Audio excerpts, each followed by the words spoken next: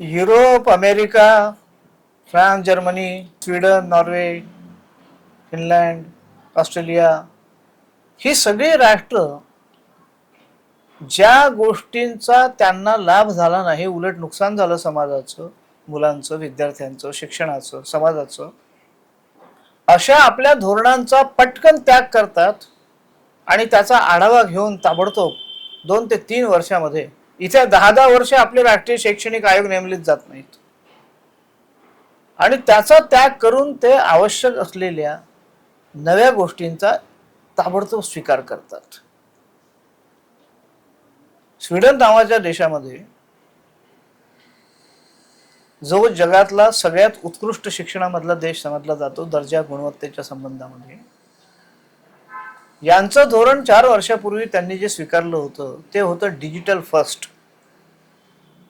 कागदाचा संबंध नाही, मुद्रित माध्यमांचा संबंध नाही, जेवढं काही डिजिटलीकरण शक्य आहे करणं शिक्षणाचं तेवढं करण्यामध्ये स्वीडन हा प्रचंड अग्रेसर राहिला.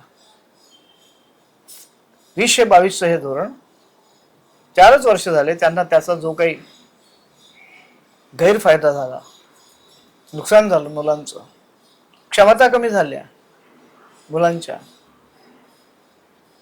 परिणाम व्हायला लागला भविष्यावर. पिढी एक पूर्णपणे ज्या दिशेने न्यायचं ठरवलं होतं त्याच्यापेक्षा आणि ज्या साधनांची मदत घेऊन ती साधनच त्या पिढीची शत्रू ठरली.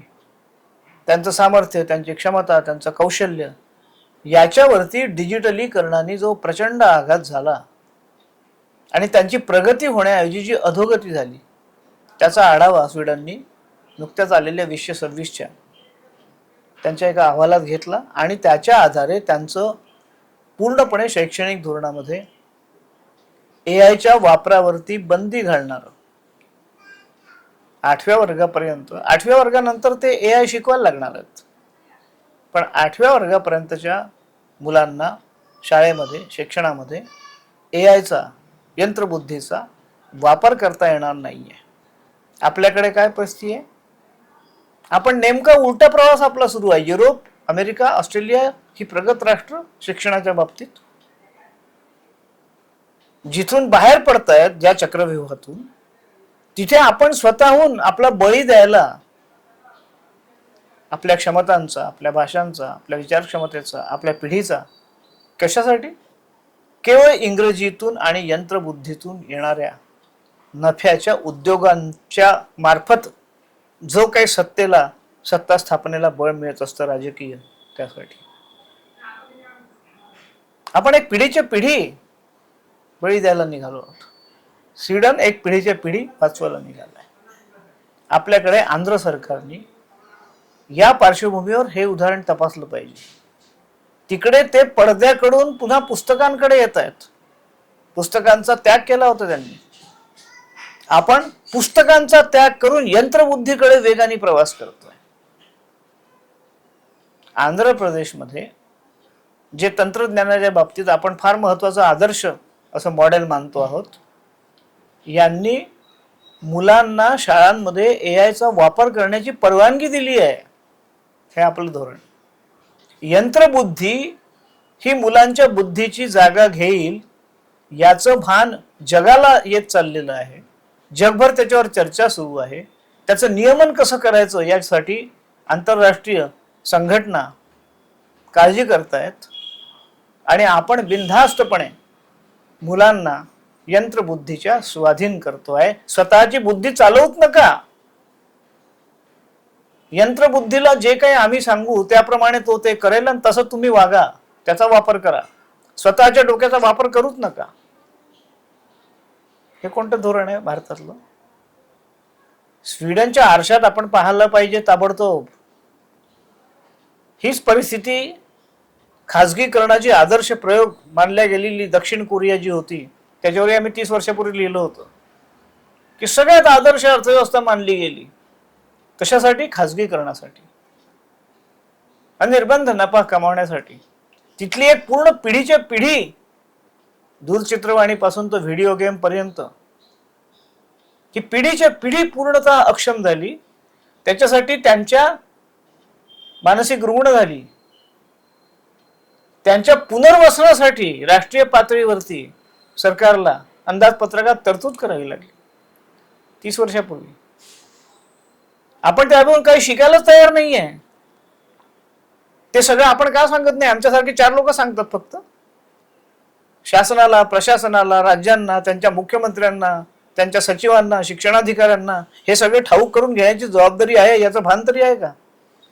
अहो, तुम्ही हा देश संपूर्ण पिढी एक तयार करत असता शिक्षणातून, त्यांचं भविष्य घडवत असता, ते तुमच्या खांद्यावर मान टाकत असतात. सध्याची स्थिती अशी आहे की सगळे राज्यकर्ते कोणत्याही पक्षांचे असोत, सगळं शासन प्रशासन यांनी लोकांचा विश्वास कमावण्याच्या ऐवजी तो वेगाने गमावला आणि तो पुनर्स्थापित होणं इतकं सहज, इतकं सोपं राहिलेलं नाही. आता स्वीडनचं हे उदाहरण, त्यांचा हा अहवाल, त्यांचं हे विधेयक काय म्हणतंय? त्यांचं हे विधेयक काय सांगतायत ते? त्यांनी आंध्र प्रदेशने जे 7वी ते 8वीच्या मुलांना AI वापरायची परवानगी दिली. इतकंच नाही, QR कोडद्वारे शिक्षण घ्या. अरे काही दिवसांनी तुम्ही काय शिक्षण प्रीपेड कराल का? मोबाईलच्या रिचार्ज सारखं जेवढे पैसे टाकले तेवढे शिक्षण घ्या, पैसे नसतील तर बंद करा, बाहेर निघा शिक्षणाच्या. कुठपर्यंत चालली आहे तुमची यंत्रबुद्धी आणि विकास आणि प्रगतीच्या नावावरती हा सगळा उद्योग? अहो, 8वी पर्यंत मुलांच्या लेखन, वाचन, काउंटिंग म्हणजे गणन या क्षमता जर विकसित झाल्या नाही तर ते आयुष्यभर होत नाहीत. हे बाल शिक्षणशास्त्र, बाल मानसशास्त्र, भाषा विज्ञान, गणित सगळ्यातले संशोधन सांगतात. तुम्हाला त्याच्याशी काही घेणं देणंच राहिलेलं नाही कोणत्याही राज्यकर्त्यांना.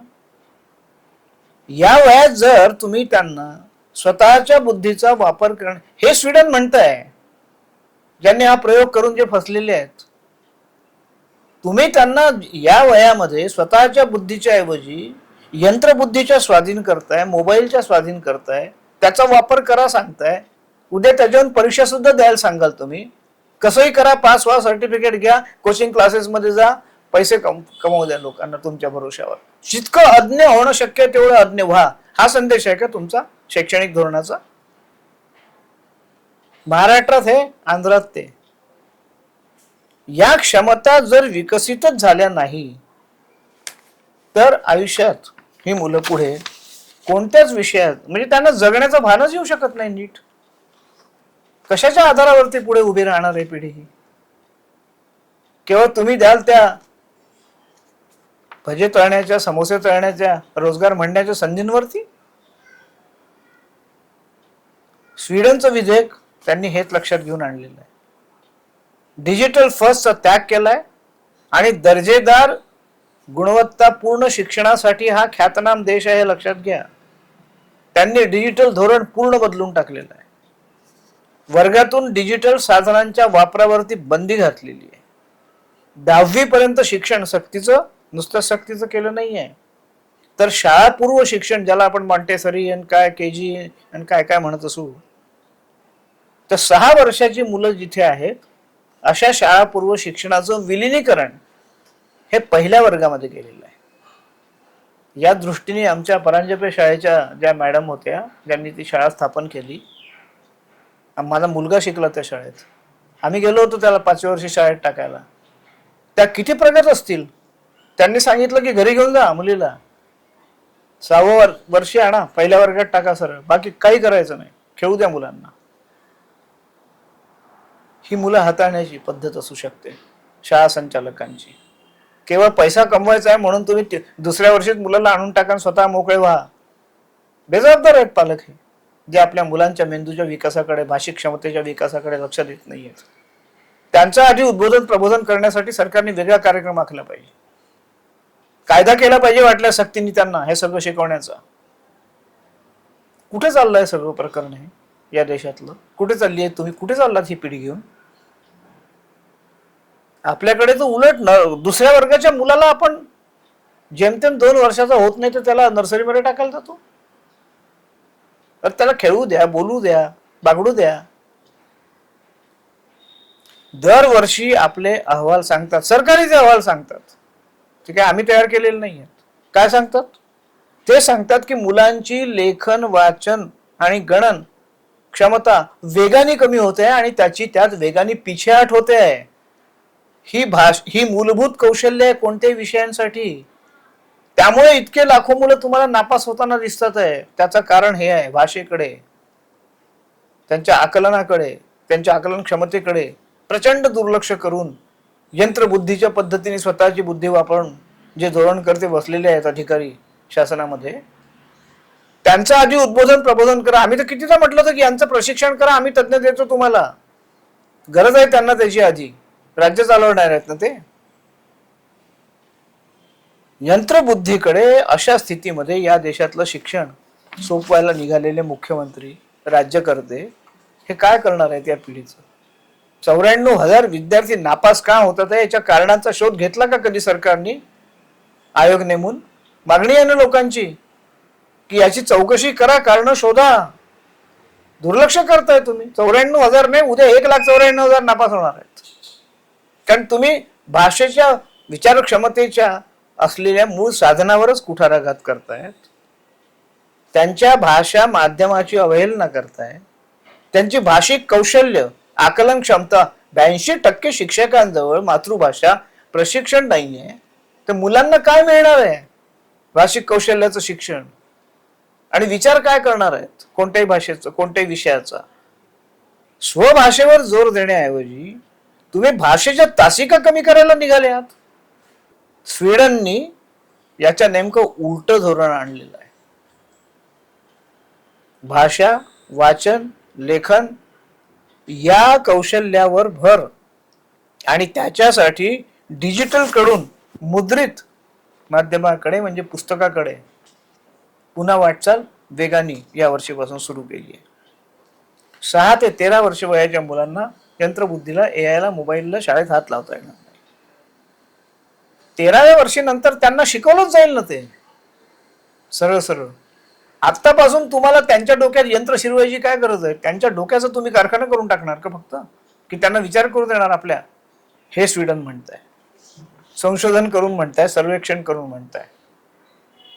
आपल्यासारख्या कोणत्याही अधिकाऱ्यांच्या भरोश्यावर म्हणत नाहीये वाटेल ते बेजबाबदार निर्णय घेणार आहे. याच वयामध्ये आपल्याकडे एआय वापराची परवानगी दिली जाते. कुठे उभे आहोत आपण? स्वीडन विद्यार्थ्यांना विशेष सहाय्य जर लागणार असेल, त्याची गरज असेल, तर ते व्यक्तिगत पातळीवरती देणारं धोरण आखतंय. इथे आपण 120 पटसंख्येला सगळे विषय शिकवायला एक शिक्षक नेमतोय. राजधानीतली महानगरपालिका आपली. तुलना करून बघा कुठे आहोत आपण, कुठे चाललंय आपलं शिक्षण, कुठे नेतोय आपण मुलांना. 20 पटसंख्येच्या खालच्या शाळा आपण बंद करणारं धोरण आखतोय. तिथे एकेका मुलाकडे लक्ष देणारं धोरण राष्ट्र तयार करत आहे. राष्ट्रप्रेम याला म्हणतात, राष्ट्रभक्ती याला म्हणतात की फक्त टाळकुटेपणा करण्याला आणि तुमची भक्ती करण्याला राष्ट्रभक्ती म्हणतात, राष्ट्रप्रेम म्हणतात. राष्ट्र उभं करावं लागतं, घोषणा देऊन नाही उभं होत आणि टाळ वाजवून होत नाही फक्त ते. स्वीडनने महापालिकांच्या शाळांमधून, आपल्या महापालिका काय करतायत ते आपण बघू एका व्हिडिओमध्ये उद्या. महापालिकांच्या शाळांमधून विशेष तज्ञांची मदत घेण्याची सोय या धोरणात त्यांनी केलेली आहे. इथे आपण बंद करायला निघालोय आपल्या माध्यमांच्या, स्वभाषेच्या माध्यमाच्या शाळा, आणि त्याचं इंग्रजीकरण, डिजिटलीकरण करा, खाजगीकरण, चकचकीकरण. इकडे आहे प्रवास आपला. तिकडे शिक्षक हाच अधिकारी नाही, राज्य शैक्षणिक संशोधन परिषदेचा, बालभारतीचा संचालक नाही. शिक्षक हाच अध्यापनाबाबत त्यांच्या धोरणाप्रमाणे निर्णय घेणारा घटक आहे. इथे तर शिक्षकाला वेठबिगारी सारखं वाटेल ती, तू जनगणना पण कर, SIR पण कर, कुटुंब नियोजनाचं काम पण कर, लसही टोचायचं काय वाटेल ते काम आपण त्याला शिक्षण सोडून त्याच्यासाठी शाळेच्या वेळा बदलवतो आपण. किती दुय्यम आहे आपल्यासाठी विद्यार्थी, पालक, शिक्षण, पुढची पिढी, त्यांचा विकास. तिकडे शिक्षकाला अध्यापनाबाबत महत्वाचा घटक मानलं जात आहे. आपल्याकडे कोण आहे? शिक्षणाधिकारी, संचालक, शिक्षण मंत्री. हे तज्ञ आहेत का त्यातले? शिक्षणातले मंत्री आहेत म्हणून किंवा सचिव आहेत म्हणून? विषयासोबतच जे अत्यंत आवश्यक आहे ती आहे मुलांची बौद्धिक वाढ, जी आपल्याकडे आपण खुंटवतो आहे. स्वीडन विषयाऐवजी बौद्धिक वाढ कशी होईल याच्यावर त्यांच्या धोरणात लक्ष केंद्रित करत आहे. सेमेटिसिझम हा युरोपमध्ये खूप मोठा प्रश्न आहे. America, Europe. सेमेटिसिझम म्हणजे ज्यू, इस्लाम, ख्रिश्चन हे जे धर्म जिथून येतात त्यात विशेषतः ज्यूंचा विरोध, मुस्लिमांचा विरोध, हा शालेय स्तरावरती झिरपलेला प्रश्न मुलांच्या मनामध्ये सूडाची, द्वेषाची, वंशवादाची भावना निर्माण होऊ नये याच्यासाठी उपाय त्या समस्येवरती स्वीडन आपल्या धोरणामध्ये शोधत आहे. त्यांचा जो अहवाल आहे तो हे सांगतो की डिजिटल साधनांचा वापर करणारी मुलं त्या साधनांचा वापर न करणाऱ्यांपेक्षा वेगाने मागे पडत आहेत, किंवा जी मुलं अपवादाने वापरत असतील त्यांच्या तुलनेमध्ये डिजिटल माध्यमांचा वापर हे स्वीडनने भोगून झालेलं आहे. पुढची पिढी त्यांना बर्बाद होऊ द्यायची नाही आपली. आपल्याला चालेल कितीही पिढी बर्बाद झाले तरी. या विषयावर जगभरात चर्चा चाललेली आहे. आपणच अनभिज्ञ आहोत या सगळ्या गोष्टीमध्ये असं दिसतंय. आपले राज्यकर्ते, आपले जनप्रतिनिधी, आपले शासनाधिकारी, आपले शिक्षणाधिकारी, आपले शिक्षण मंत्री यांचं उद्बोधन प्रबोधन आधी करण्याची गरज आहे सगळ्यांचं. जगभर डिजिटल साधनांवरती वर्गात आणि शाळेत बंदी 114 राष्ट्र म्हणजे जगातली अर्धी राष्ट्र त्यांनी बंदी घातलेली आहे याच्या वापरावरती. ते सगळे मूर्ख ना आपण एकटेच शहाणे आहोत का? की आपण खूप अभ्यास करतोय आणि ते काहीच करत नाही आहेत, निर्बुद्ध आहेत. युनेस्कोनी हा धोका 2023 साली सांगितलेला आहे आणि त्याच वर्षी त्यांनी सांगितलेलं होतं, त्यांनी पुरस्कार हा डिजिटलीकरण विहीन अशा शिक्षणाचा केलेला होता. या आरशामध्ये आपला समाज, आपले पालक, आपले शिक्षक, आपले शिक्षणाधिकारी, आपले संस्थाचालक, आपले जनप्रतिनिधी, आपले शिक्षण मंत्री, आपले राज्यकर्ते यांना पाहण्याची गरज आहे. तुम्ही आणि मी कितीही बोलून आणि चर्चा करून निष्पन्न काहीच नाही आहे, कारण धोरण ते ठरवतात, अंमलात ते आणतात, दुर्लक्ष तुमच्या आमच्याकडे ते करतात. आपण त्यांच्याकडे लक्ष देतोय, ते आपल्याकडे लक्ष द्यायला तयार नाही आहेत. त्यांना वेळच नाही आहे सत्ता रक्षणापोटी. त्यामुळे हे उद्बोधन आधी पालकांचंही व्हायला पाहिजे, शिक्षकांचंही व्हायला पाहिजे, जनप्रतिनिधींचंही व्हायला पाहिजे. धन्यवाद.